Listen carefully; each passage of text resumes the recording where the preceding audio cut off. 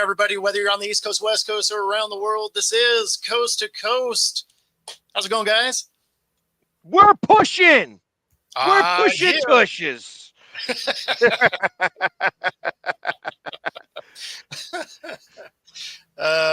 don't like it, then stop it.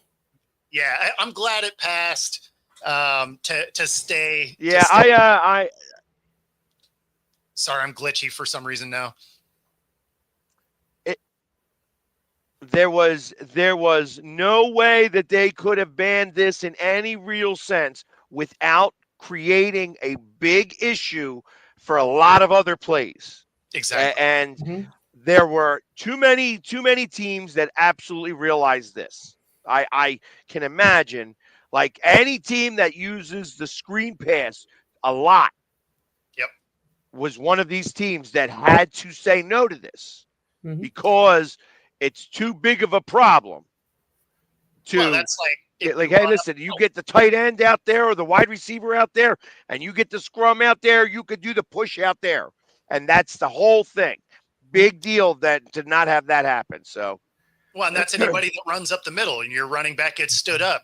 One of your free offensive guards that gets upfield gives them a shove in the back to keep going. So, I mean, there was so many things that would be negatively affected by this. It's just, besides, I mean, it's available to everybody. So just because you don't have the personnel doesn't mean you shouldn't be able to do the play. That'd be like saying, we got to get rid of the forward pass because my quarterback sucks. Like, what are we talking about? Plays like this definitely shouldn't be banned. Right. And this is, and I tell you, when you listen to Good Morning Football, Kyle Brandt had the best way of explaining it. It was just like, he's been a proponent the entire time of the tush push. So, like, hey, listen, there's nothing more football than that play. That is exactly what we talk about when the inches are everywhere around us. You know, when we're talking about any given Sunday, you know what I mean? It's like that was a big deal. So, like, the whole thing, Green Bay had to change the wording of the tush push because they were just trying to ban the tush push. But now they're like, hey, no, we're going to ban all pushing. There's no pushing allowed at all. You know. Well, and when you think back to, when they talk about, like you said, football, the game of inches and all that, you think back to like when John Madden, he's like, oh yeah, it's just the big uglies up front, outpowering the big uglies on the other side, and he's not wrong, right? And that's exactly what this play was your guys just being stronger than the guys in front of you. So well, I'm surprised it took as long as it did to get a play like this, because when you look at the size of offensive linemen now, and you look at how much smaller defensive linemen are now, like, you don't have that big 340-pound nose tackle anymore. Like, your nose tackles now are about 310. Your defensive ends now are like 275, 280, as opposed to the old 310, because everyone's going after these edge rush players. I'm surprised the team hasn't come up with this play sooner, because your offensive linemen are still 340, 350. You should be able to push a guy 70 pounds lighter than you straight backwards. Yeah, I mean, where they run into the issue is and they've only converted 28 of 34. I thought it was much more than that. Like, I thought it was like, okay, 32 of 34. Yeah. Like 90%. This is actually like 70%. So what is the percentage of just a quarterback sneak? Because I would bet that it's similar. Well, I mean, we have done like 6 quarterback sneaks since the tush push has, been our thing. And I think we got 5 of them. Yeah, I just always think back to how efficient Tom Brady was at a quarterback sneak. Mm-hmm. Like, it seemed like almost every time he tried one, he got it. And he wasn't doing it with any help, right? No. He just happened to be, he happened to find the gap that he needed. When they needed 24 votes, they got 22. So that's the numbers there. There we go. So we keep pushing. Keep pushing. And when I appreciate it, Did hit that 1,000 mark, which is awesome. Don't know who won yet because I haven't done the drawing yet. There was 1,000. Yeah, my YouTube hit 1,000 subs. So. Oh, look at you! That is the magic number. That is the magic number. It's a magic number. So now I get to make a penny also. How about that? There we go. So, one magic number not hit and one magic number hit. It's a good win for both of those outcomes. Absolutely. That is the direction both of those were, the desired outcome, I should say. We keep pushing. Just keep pushing. And then it sounded like the other thing that was on the vote was the reseeding of the playoffs, and it sounded like the Lions rescinded that proposal this morning. So that is no longer on the table. Yes. Interesting on why they did that. They basically felt that they weren't going to have enough momentum to get it to that point, mainly because how many times are you ever going to have a situation next year where you're going to have 3 division teams with 13 wins or more? The odds are extraordinarily low. That's the whole thing. Like, just the way their division played out last year, having 3 teams winning 13 games or more, it's like, oh, it makes sense to reseed it. But then the more the Lions thought about it, it's like, how many times do you ever have a division with 2 teams winning 13 games or more, let alone 3 teams? It's probably not going to happen again. And if it does, it's going to happen so seldom that it doesn't pay to reseed it. Not true, actually, because it's not the 13 games you have to think about it. It's like when you got 11 and 12 wins. Yeah. That's really it. Because if you really think about it, if you were to have 2 divisions in each conference and one division's got 3 teams with 11 plus wins and another division's got 2 teams with 11 plus wins. The other divisions could both have 1 each. And it's still, the reseeding would make sense. Well, the reseeding makes sense, the most sense, in the way of week 18 would have to be played, right? Because there were so many teams that rested people because the game didn't matter. And if it did matter, like last year, Seahawks get their 10th win because the Rams had already won the division. Rams sit everybody. Had it been in the proposed type of reseeding, losing that game would have moved them from their 4th seed to 7th, right? So they would have actually been playing that game because it would have had a huge impact on where they fell in the playoffs. So I get it from making the whole schedule matter, right? But at the other end of it, there's no reason to have divisions because the division winner doesn't matter anymore.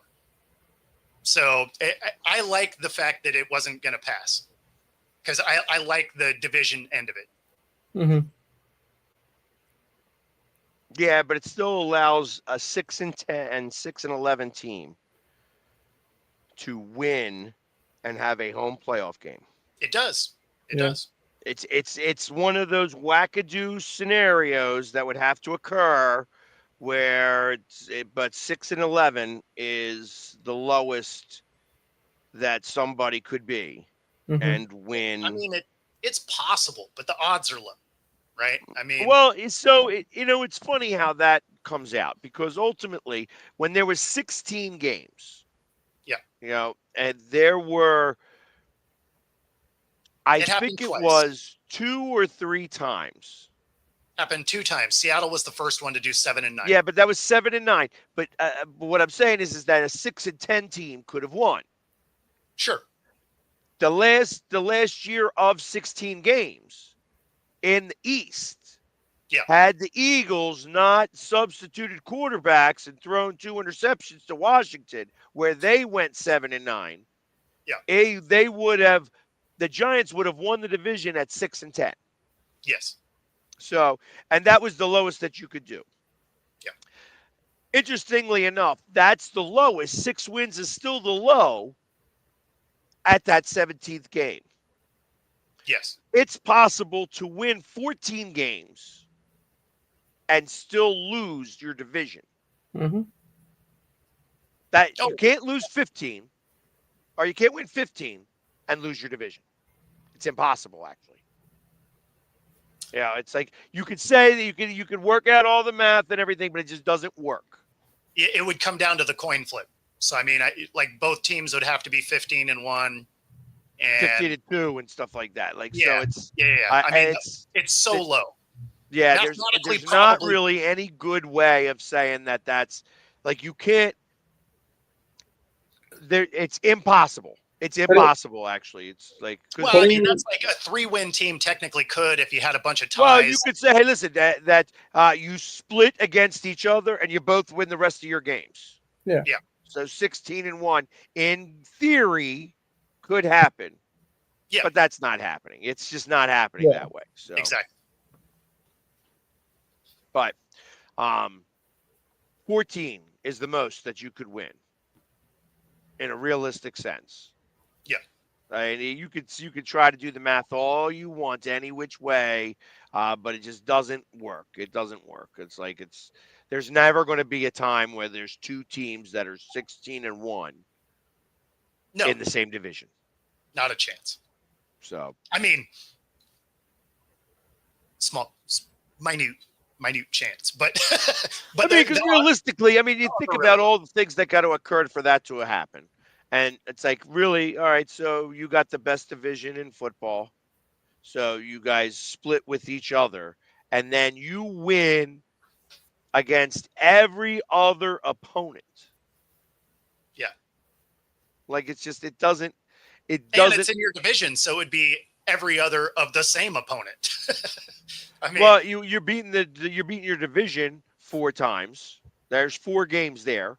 Yep. Then you've got the whole AFC Yep. or NFC, depending on which side you're on. Exactly. And then that's 5 games now because you're playing one division and then the 17th game. So that's 5 games on the AFC side. Then you got to go back over to the NFC side, and whether you were first place, second place, third place, or fourth place, it doesn't matter. You have to win all of those games plus the other division that you're playing against. So if by chance that was to occur, you are going to, because it can only happen together. A team that's going 6-11 and a team that's going to go 15-2. Yeah. You know, that can only happen. What I really mean is that you could have 14 wins, really 13 wins, and not make the playoffs. Yeah. That's it. 13 wins. 14 wins, always make the playoffs. Always make the playoffs. 13 wins now. With the seventh seed, it would be hard to miss it with 13 wins. Mm-hmm. It's 12 definitely possible. 13 again, it takes a very, very weirdo, unique situation to be able to make that occur. But ultimately, it's 13 wins.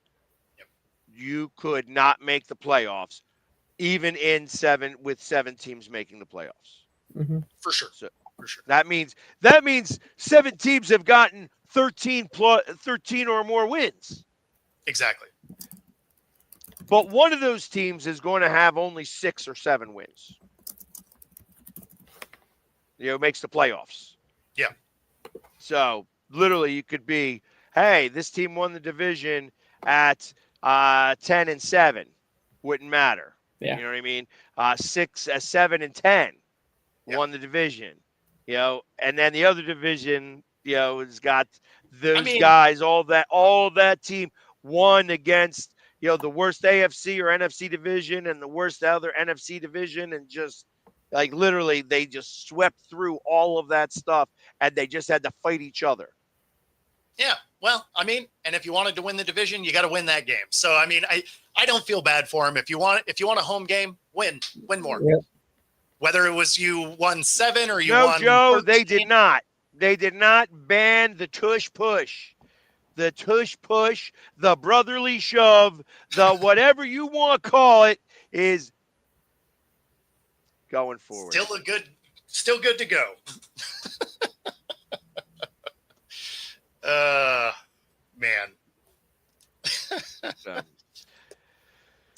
I'm So sure there's going to be a lot of crying in Mudville tonight because of this. one other thing that the third item that was being voted on that got approved was NFL players get to play flag football in the Olympics. And who cares? I mean, I don't know. So what does that mean? That the Americans are going to kill everybody? Yep, for the most part, yeah. I mean, Australia may have a chance now because they got Jordan Mailata in there. And listen, do you really want, like, you're going after the flag with him? Like, he's going to be like stiff arming everybody. Like, Right. let's be rolling over you. Yeah, I don't know. I have a hard time getting amped up for flag, right? Like flag football is fun enough to play. I can't watch. That's why I don't watch the Pro Bowl. Like I just, I'll watch some of the skills challenges. I find it interesting. As soon as it comes to game time, I'm like, yeah, it's cool. I have this paint I need to watch dry. Like it's just, I don't know. Can't get into watching flag on TV. It's weird. Well, and the fact that it's even an Olympic sport is even. Okay, Yeah, we can't whatever. get actual football, but apparently flag football is fine. I don't know. Right. Some of the things Japan's got a pretty good team for what we saw. I mean, Japanese beat the Americans. Yeah. Yeah. Well, I mean, what I don't get is, okay, we can't get normal football as an Olympic sport for whatever reason, right? They let everything else. And, I mean, they let bizarre stuff. I mean, they had breakdancing. That's exactly it. They had breakdancing. We can't get football? Really? Still? Wow. Okay. I think they added spike ball this year now too. I don't even know what that is. What is spike ball? It's like a little mini rubberized volleyball that you use like a mini trampoline on, and you bounce it on the trampoline. And you got to try to bounce it off your opponent, and it cannot hit the ground. And it's played on like teams of 2 and 3. Oh yeah, I mean, okay, all right. So I don't know why that's an Olympic sport. I've played it in the park before. Yep. So Or that weirdo handball. Yep. Where you got to bounce it all, like you got to jump into the circle and throw it off the net, and then it's got to get past the defenders. No, that's a different game. Yeah, that's. I'm telling you, it's a different game, but that's an Olympic sport. Yeah, no, but that's my point. Is you've got all these just like random things that don't make any sense, and we can't get football. I think the main reason why they did some of this was, whether we agree with it or not, I think it was to give more countries an opportunity to be in the Olympics, because not every country offers like every Olympic sport. Not every country is going to have an athlete that can participate in certain sports. So by creating all these new sports, maybe you can get at least one representative from each country just to represent the sport. That's why Cool Runnings was a movie. That's right. The Jamaican bobsled team.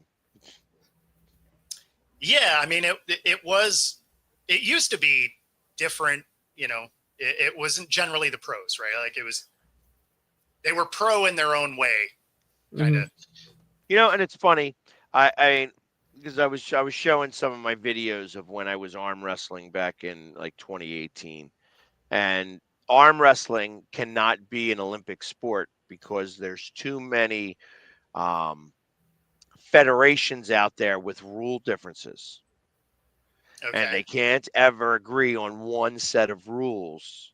And because they can't agree on one set of rules, arm wrestling is not a sport in the Olympics. Okay. So ridiculous. It's very ridiculous. That is kind of dumb. And think about, like, okay, so they try to put them together. Let's get the governing bodies together so that we can make it happen. And they still don't. All right. So. I mean, at this point, with the amount of goofiness that is in there, I'm surprised there's not a wrestling championship, even though it's scripted, because why not, right? DraftKings is trying to make you be able to bet on it, so that sounds But Greco-Roman wrestling, actually, in the Olympics is a big deal. Yeah. That is a very big deal in there. So it's I'm saying WWE style. yeah, I understand that, but that would be like male gymnastics. Yeah. Male No, synchronized gymnastics. But the thing is with all the other goofy stuff that's been in there, I'm surprised that they're not just like, you know what, China's going to win it this time. And man. Yeah, I'm not exactly sure that's Oh no, it should not happen. This is me making fun of the dumb stuff that's going in there. I'm just saying we should have football because there are other countries that do this. I mean, there's a European Football League. I don't think it would be that difficult for Australians to tweak some rules. Right. It's funny though. It says NFL playoff seeding to remain unchanged for 2025. Like that got what it is that it got tabled again almost. Yeah, it's got tabled again to see if another situation like that happens next year to see if more teams then want to reseed it. Yeah, I think most that of it would only change. It would only change after the wild card round. Mm-hmm. The problem is that after the wild card round, everybody who would have made it to the second round got booted because the NFC North stunk.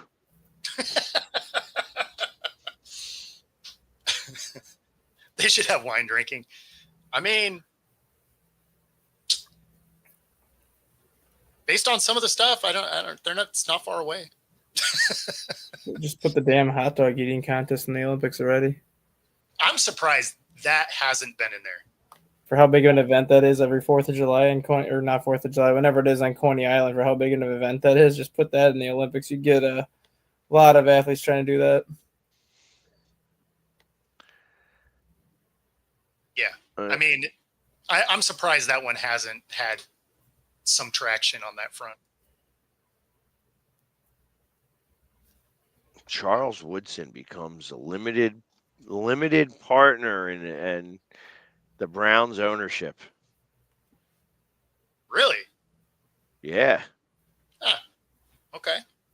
That's interesting. That's interesting. I mean, that was from yesterday.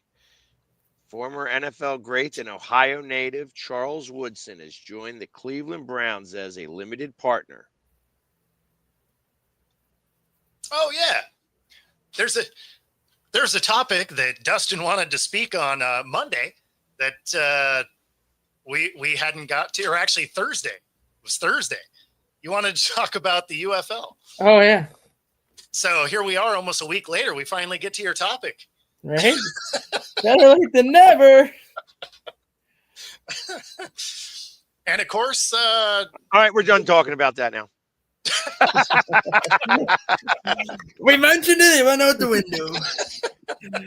I mean, as long as that topic was how many games people saw. Exactly. I want to see how many people in our chat watched any bit of a UFL game. Now, I've watched like a couple of plays of a UFL game, so I will raise my hand. Yeah, I mean, yeah. I saw. So the three of us have watched it. Yeah. So we are on the panel right now. 100% of us have at least watched at least one play. Yes. That's just gross.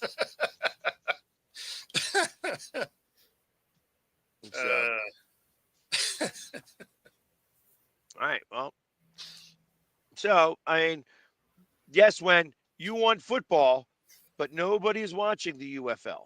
And that's part of the problem. And the question was posed by Dustin on why is the UFL not getting the numbers it used to a few years ago. Especially when the quality of play this year is the best and most consistent quality of play that it's been. Like, this is the first year that since the UFL became a thing where the games are actually competitive. It's not these 16-12, like super boring games. Like these games are now like 32-26, 33-30. Like they're finally getting exciting, but now they have less and less and less people showing up. Yeah. Well, I mean, saw a promo. So, I mean, That counts. That's almost the same. Exactly. That's the problem. You saw a promo. Yeah. You saw like, hey, we have football on Friday, Saturday, Sunday on FX1. Oh, okay. But when's been watching it? There we go. On FX1. Mm-hmm. I don't even know what FX1 is. It's like Fox Sports partner channel. Yeah. They have Fox, and Okay. then they have like their secondary channel is FX1, which is pretty much an all baseball channel during the summer. Or they have FS1, FS2, and then the XF1 is that's the Ocho for Fox Sports. Yeah. Basically. So XF1. Is that what you said? XF?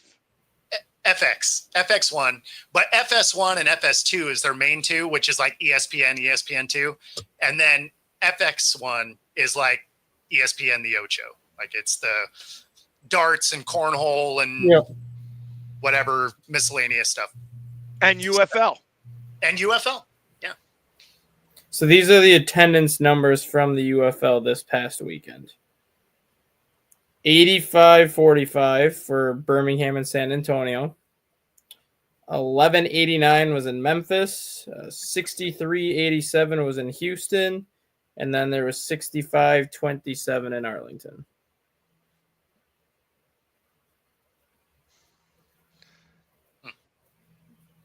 Yeah. For Adam Schefter happened to mention, by the way, that the tush-push vote wound up was 22-10, and that was the exact score of the Eagles over the Packers in the playoffs. That's funny. That's great. Oh, that's awesome. You have to wonder if once it got to that vote, everyone's like, screw it, let's just leave it at this vote. It's kind of a big FU to the Packers for trying to even get this banned. I was going to ban it, but now that we're sitting at 22-10, here's an extra little finger for you, Green Bay.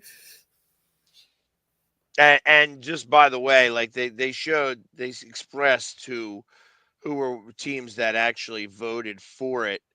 It did actually get names.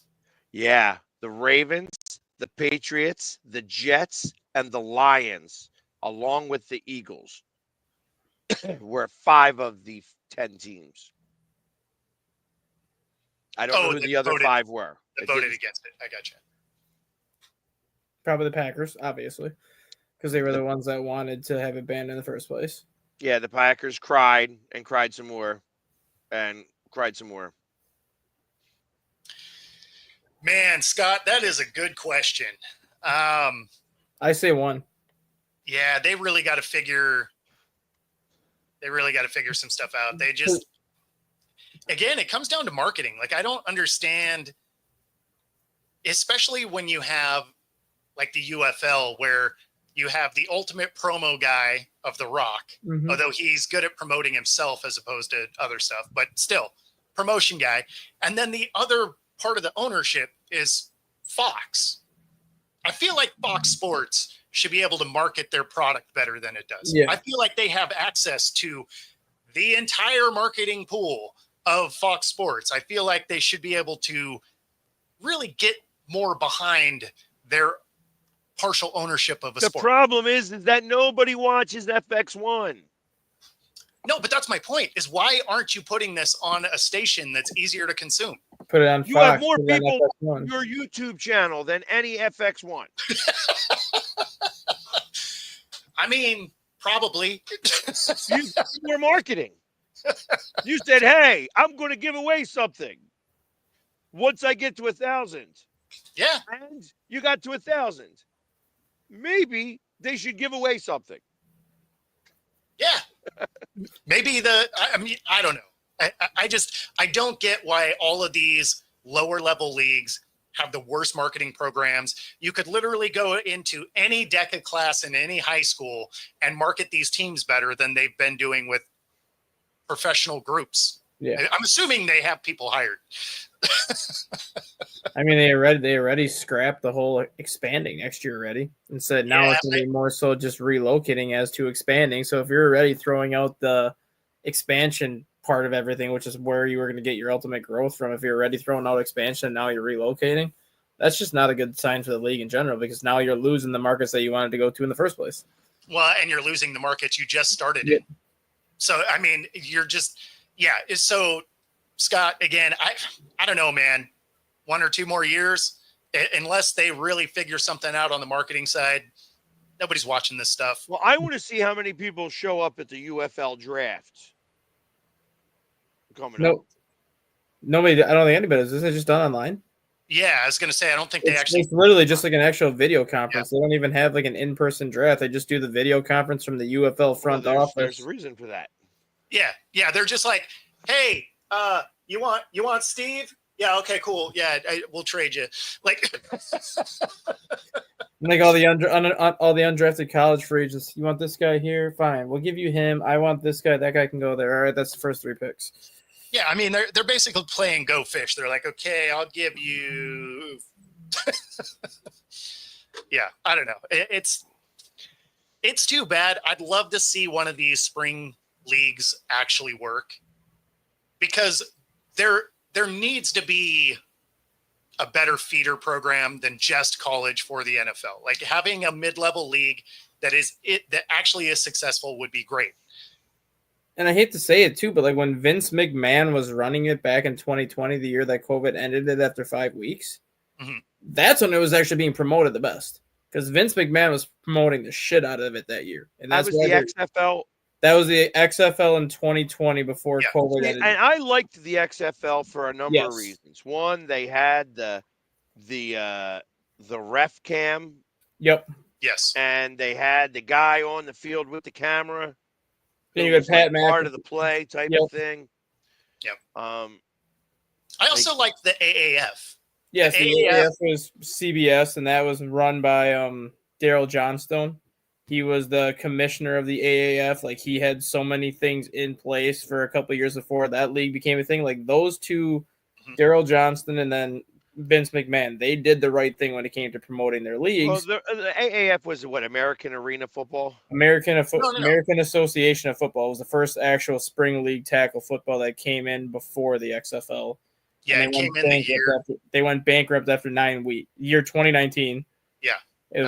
They went bankrupt after week 9, and that's when Vince McMahon came in and basically bought all the AAF stuff.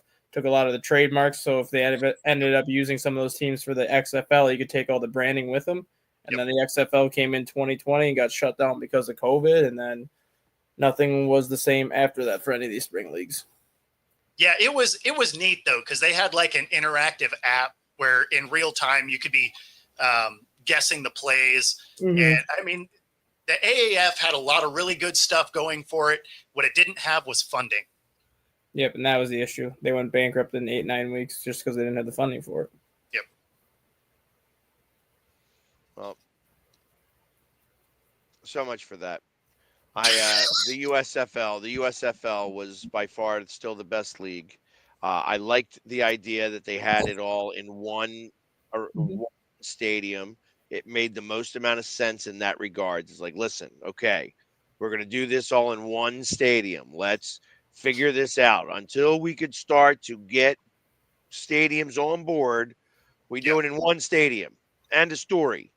You know what I mean? And then, maybe we'll get a second stadium involved. Because truth of the matter is that they probably could have had St. Louis involved right away all the time. People will actually go out to watch football in St. Louis. Yeah. Any of the locations where their teams were taken are like a prime spot to have a lower level league come in, because they already want to consume the sport and their team left. There's a void in that market, right? So St. Louis, absolutely. San Diego, Oakland, like you could play in these cities Mhm. because there's a lot of fans of the sport that are mad their team left. And that was ultimately why they went to San Antonio for not only the AAF, but then again for the XFL/UFLs, because San Antonio was trying so long to put their name into like the expansion things. Every time they were talking about NFL expansion, like San Antonio was always like one of those first teams to kind of run to the NFL and be like, hey, we want a team, we want a team, we want a team. You're drawing 9,400 people for the XFL right now, or the UFL. I'm pretty sure right now you're showing that San Antonio would not support a football team if they got one there, because the attendance doesn't back it up. When the AAF was around, you were averaging 27,000, 28,000. Back then, you probably could have had one. Now, the attendance doesn't show that you would be able to support a team.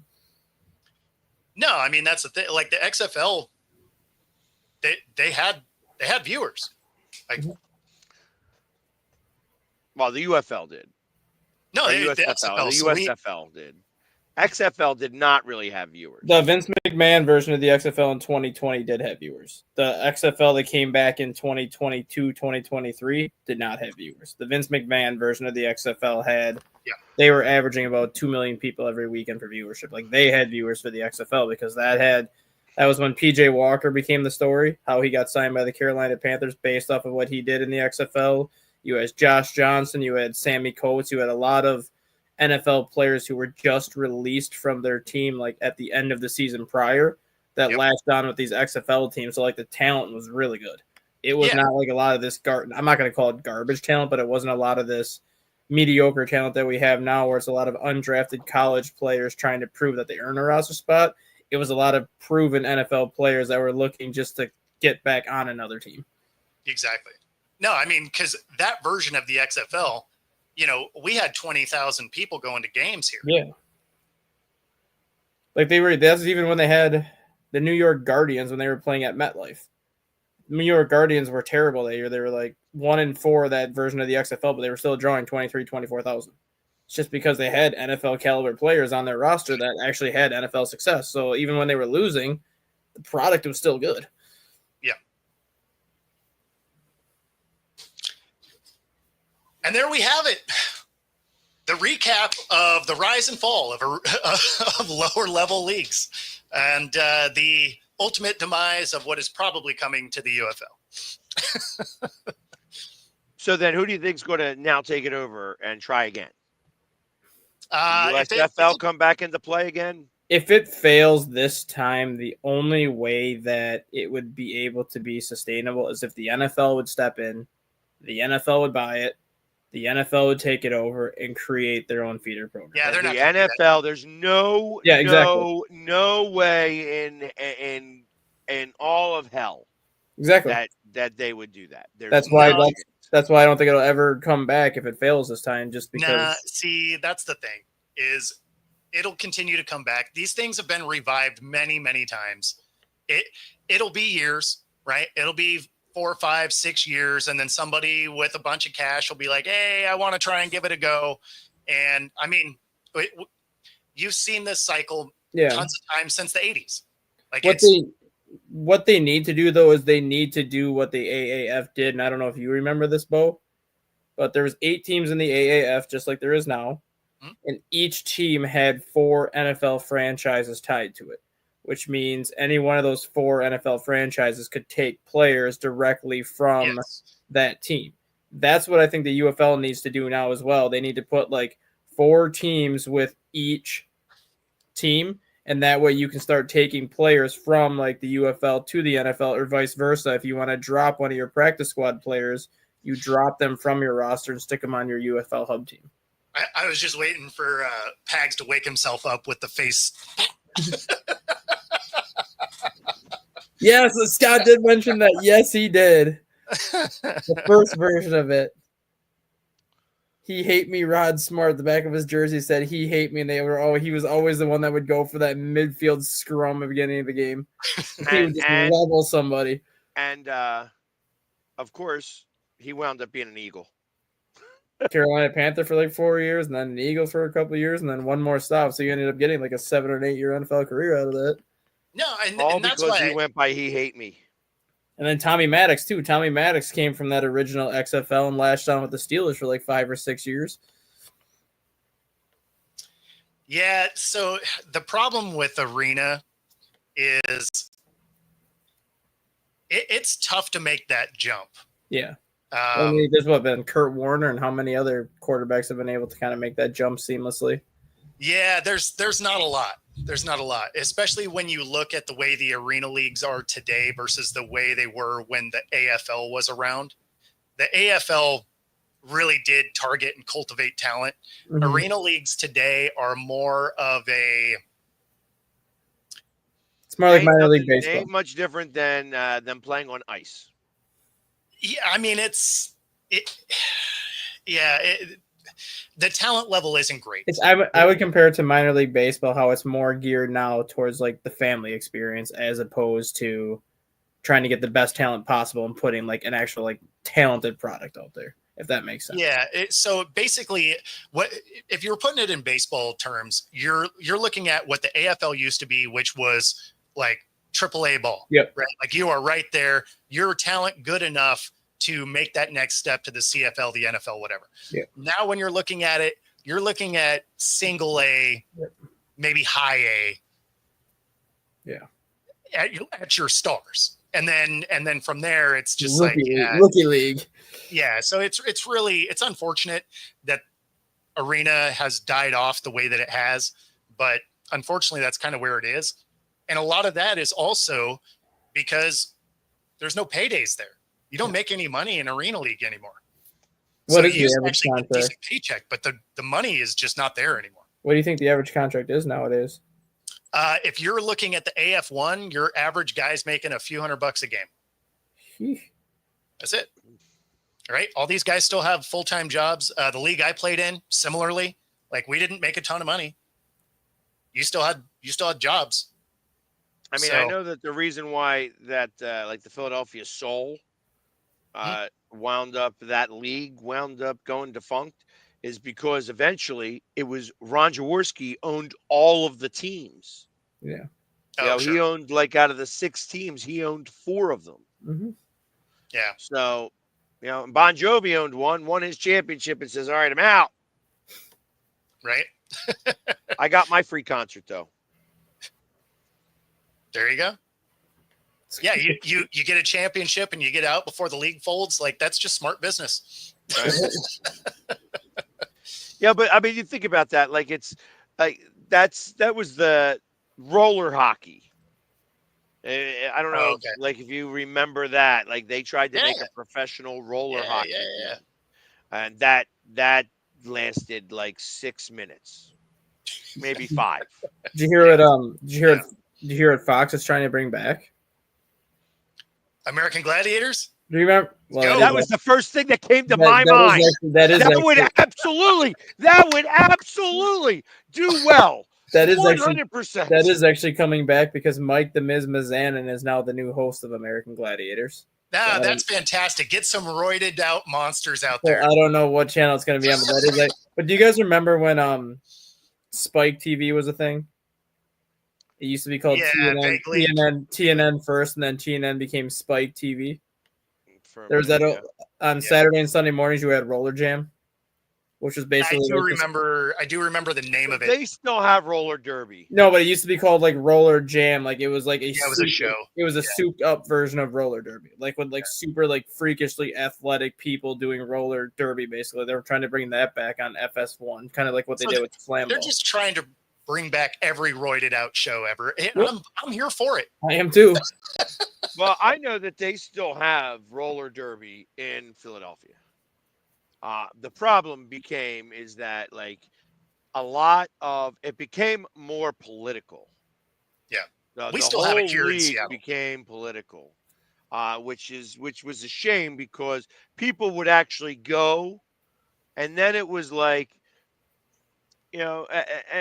it just became very, very pride based, and not that that's a problem because ultimately, that's a rough sport, roller derby. So if you're a woman playing roller derby, you are mostly masculine. You know what I mean? So it's like I can imagine that there was a lot of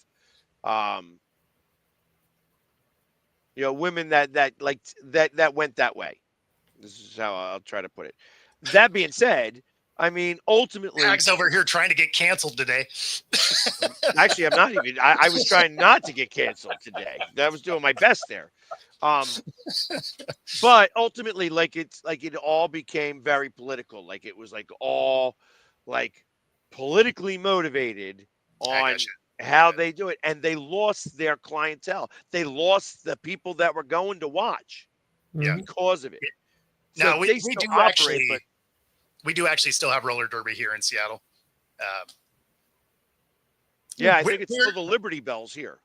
I think it still happens here in Philadelphia. Oh, okay.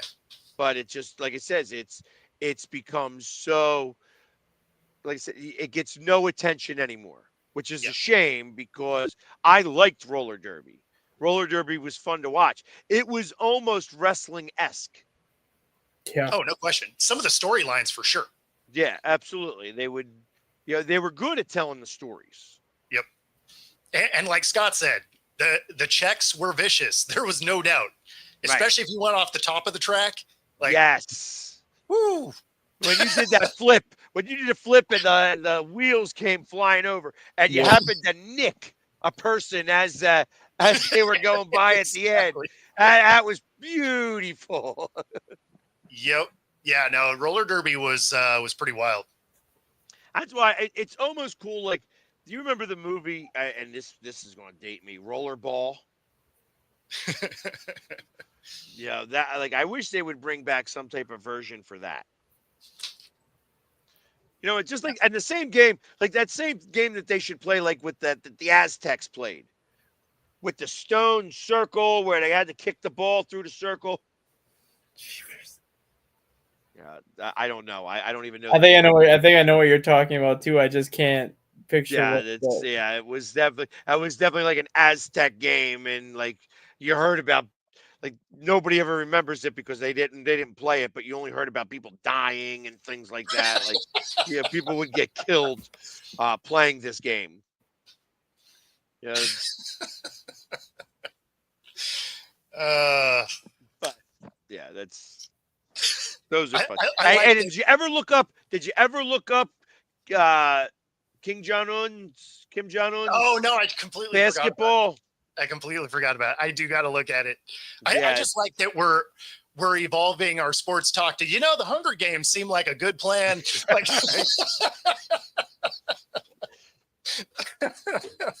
I mean, you think about this. I mean, like I said, they have the the lightsabers. That's a lightsaber. See, they have ultimate tag. There's ultimate frisbee. I mean, Yep. I actually get painted up for the professional ultimate frisbee team here in Philadelphia. we didn't know either, Scott. We didn't know. Hey, listen, we talked all sports yesterday. What do you thought? Well, now we had to bring it back to where our level is. I mean, these are technically sports. They are. Yeah, like they got the horseshoe championships of the world happening Right. somewhere. Yeah, I mean, cornhole is a thing. You know what I mean? Yeah. Like, obviously, would you call them an athlete?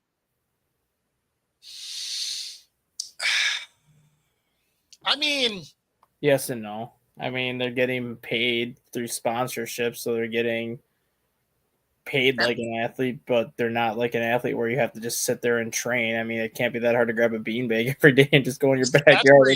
that's actually where you're wrong. These guys do train. Well, no, I'm nonstop. just saying, but they're not like doing like weight training like a regular like professional athlete would, like playing football, basketball, baseball, where like you're in the weight room doing this, and you're doing all these other things. Like, yes, they're training. They're learning intricacies of spinning a bag to make it walk around a board. I can't. I mean, it would be similar to bowlers, right? Like those guys get paid. They're pro bowl, bowling league. Do you look at them as like a traditional athlete? No, but I mean they're paid like one. Yeah. They got sponsors. And mom, time. Just to let you know, I am a big frisbee golf fan. I have played at least 25 courses. I mean, and you know what? I got to say my drive is better on with a Frisbee than it is with a club.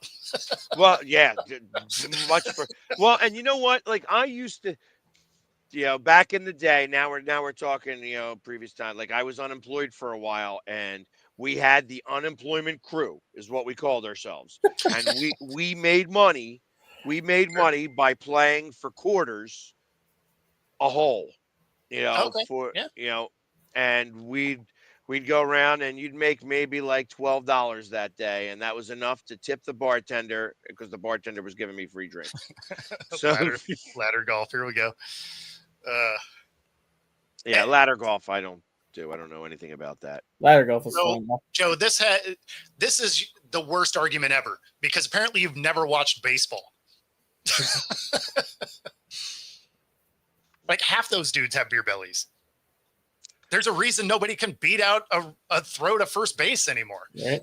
Well, look at some of the old bowlers, so like Parker Bowen and Pete Weber, Chris Barnes. Like those guys were actually built like a tank. Well, think of John Kruk. John Kruk, he wound up a 300 hitter, and every contract he had, they were to give him a case of beer at the end of every game. A case? With the Phillies, it was 2. That's amazing. 2 cases of Bud. Every game was part of the contract. A Bud? Well, I think it was Bud. Like, not only does he throw in, hey, I want 2 cases of beer, but I want trash beer. Well, yeah, I mean, he's from West Virginia. What do you expect? Yeah, fair enough. I mean, look at David Ortiz and Frank Thomas. Even those guys wouldn't be considered like your most in shape athletes because they were bigger, but they could hit the damn baseball. Well, I mean, you think of, you just look Mookie around the Betts. league now. I don't want to even hear about that. T.O. is a professional bowler. Yeah. Yeah. He's played professionally on the course. Yeah.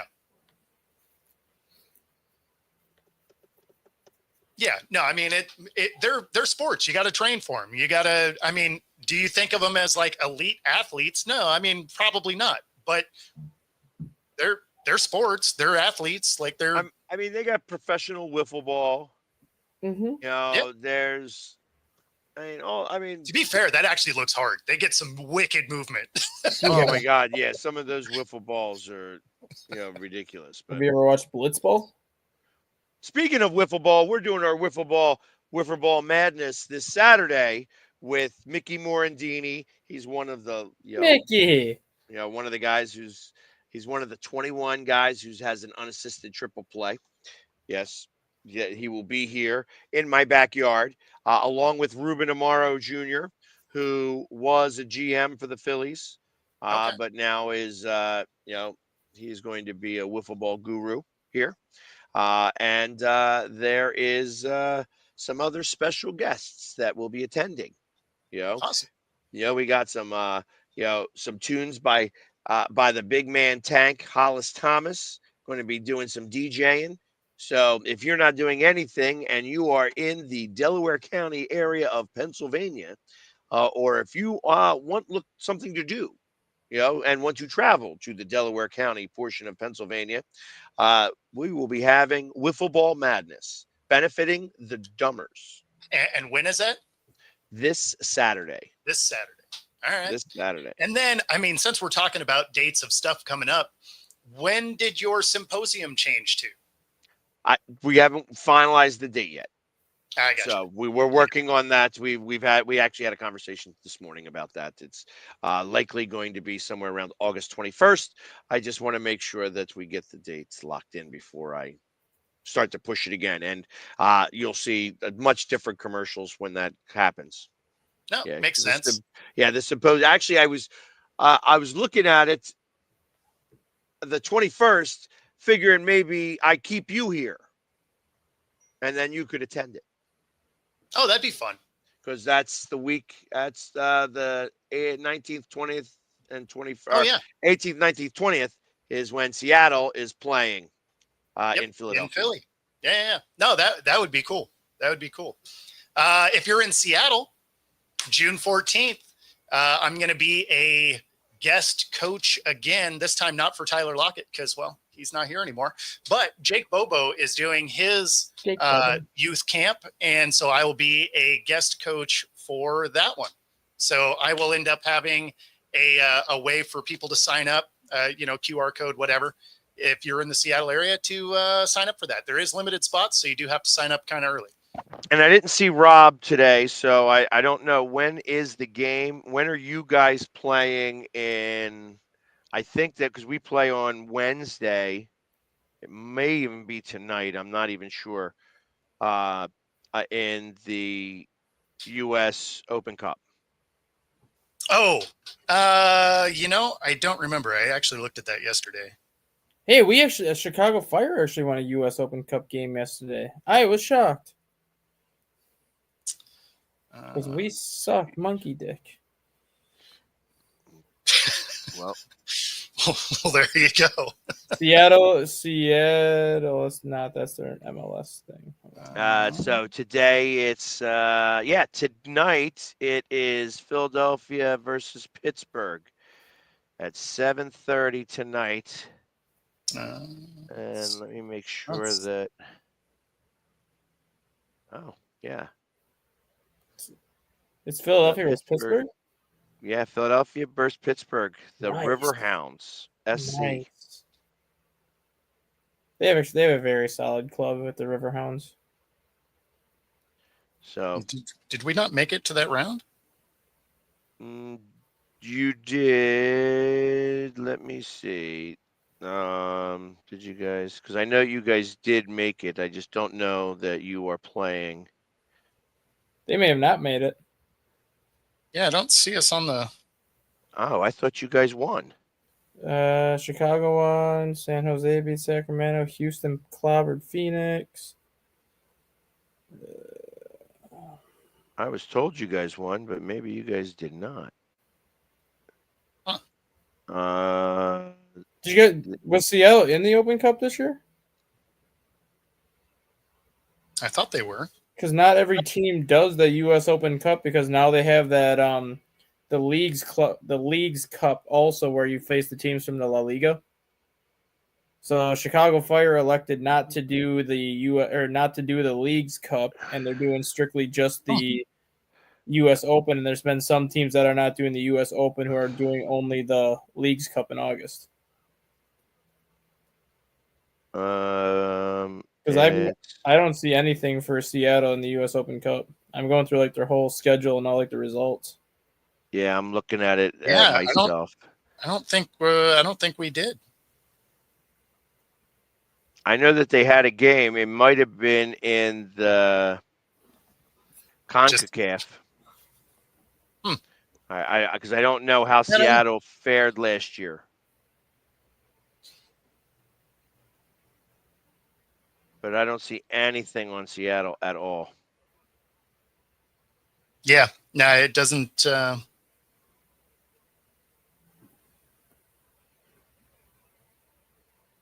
But yeah, tonight. Oh, they're doing the FIFA Club World Cup. Yes, that's what they're doing. Yep, yeah, so they're not doing that one. Yep. So they're doing the League's Cup with the Mexican League, and then the one that you just said. So they did not do the U.S. Open Cup this year. Yep.